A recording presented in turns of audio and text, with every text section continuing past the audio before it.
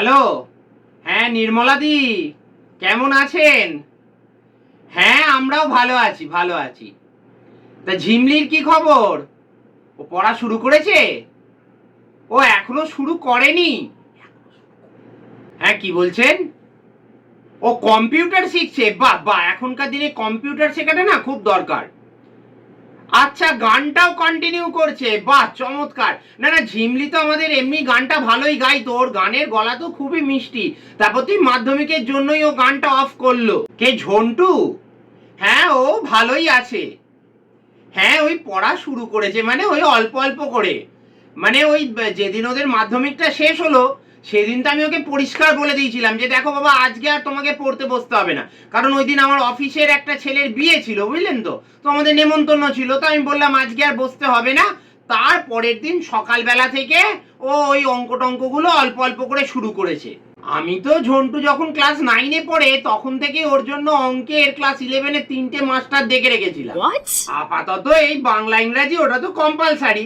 আর ওই আপনার physics, chemistry, math আর biology, এই কটা সাবজেক্ট আপাতত শুরু করেছে, বুঝলেন তো। এখন আবার সেমিস্টার না, ওই 6 মাস অন্তর অন্তর সব পরীক্ষা হবে।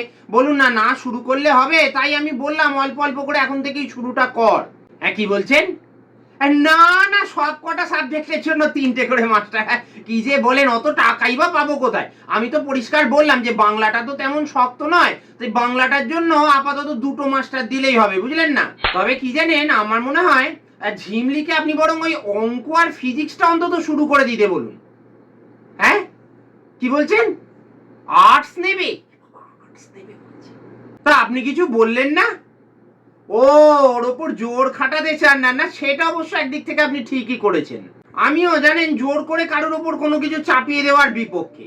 মানে আমাদের ঝন্টুও বলেছিল যে ও আর্টস নেবে, ওর আবার নাকি ফিলোসফি পড়ার শখ। আমি ওকে বোঝালাম যে ওসব ভুতুরে সাবজেক্ট পড়ে কিছু হবে না। তারপরে খুব কান্নাকাটি জোর জার করতে শুরু করলো। তখন আমি ওর মাকে বললাম যে আমার বেলটা আনতে, মানে পড়ে অফিস যাব বলে, বুঝলেন না। তা ও কি বুঝলো কে জানে, সোজা দেখলাম বিশিনাগের কাছে অঙ্ক করতে চলে গেল।